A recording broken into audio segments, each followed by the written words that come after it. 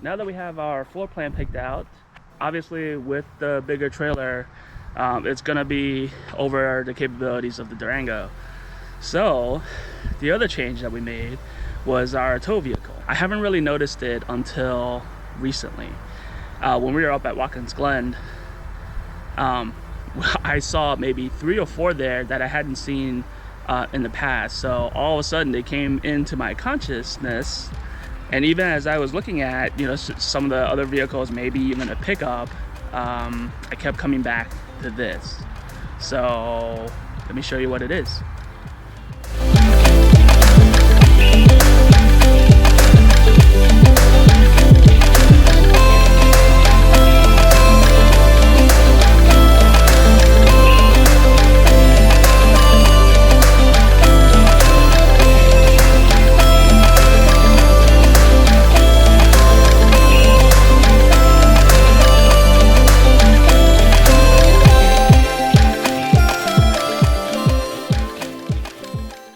This is our new tow vehicle, and it's a 3-row, but again we put the 3rd row down because that's where the dogs and the cargo goes.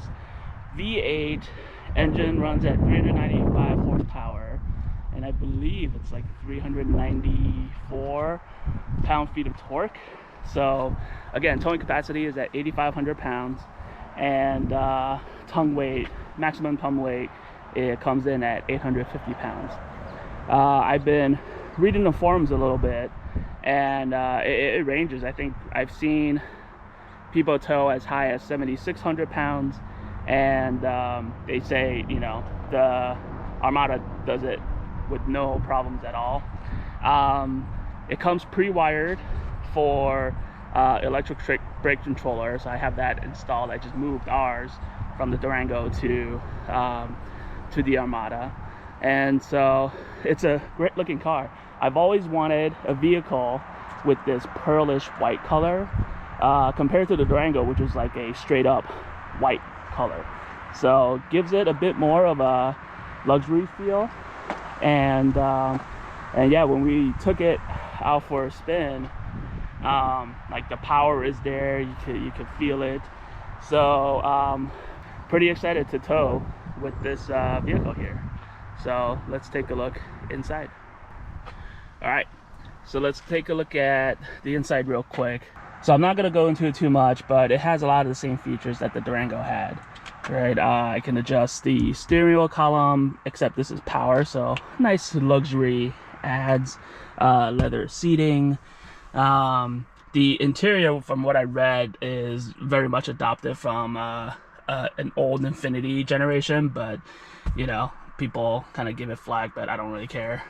Everything is there, including a CD player, except for the ability to connect with Android Auto, which would have been nice, but again, I have my phone holder here at this point. So my phone goes here, I'll just run Android Auto on my phone if I need to. Otherwise, it's still got a navigation system over here. Plenty of cigarette 12-volt outlets here that I'm converting into USBs, as this one right here. We also got a USB over here, 12-volt outlet there, and then there's a 110 outlet in the back seat.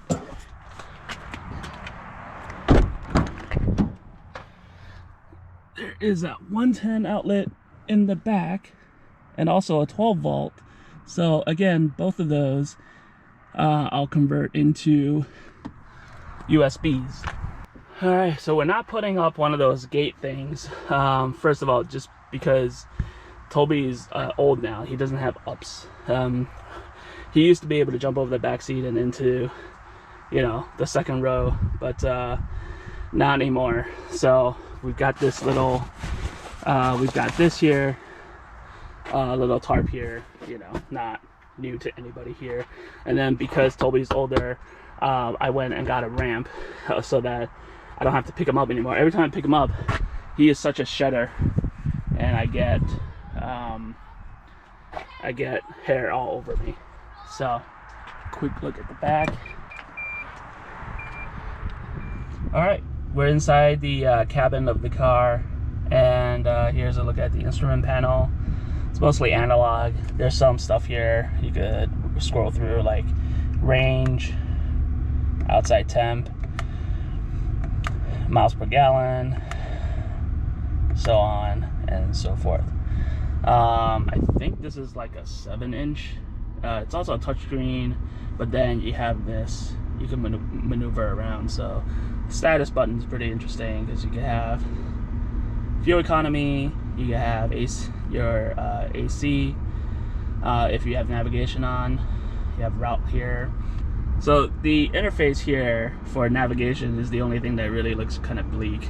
But that's not a big deal because we usually have our RV GPS unit that we use anyway. Otherwise, I think the camera system here is much better than what we had in the Durango. Not just the backup, but I think the 360 surround view, I'm pretty sure at times will come in pretty really helpful. Michelle has a lot more room in the back than she did in the Durango. She took a solid nap yesterday when we went down to Iowa to take a look at a Keystone Outback. What else? Oh, trailer brake controller installed right here. I really had to dig under there to find the pigtail for the cable connection, and but otherwise we'll see how this thing holds when we're towing. So other than that, that's the interior. All right, so that's just a quick look at our new tow vehicle. It fits into the garage, but you know, there's the parking sensors that go crazy every time I try to back out. I've gotten used to that, you know, just one of the two main pieces of our new RV experience. So more to come, and we'll see you in the next video.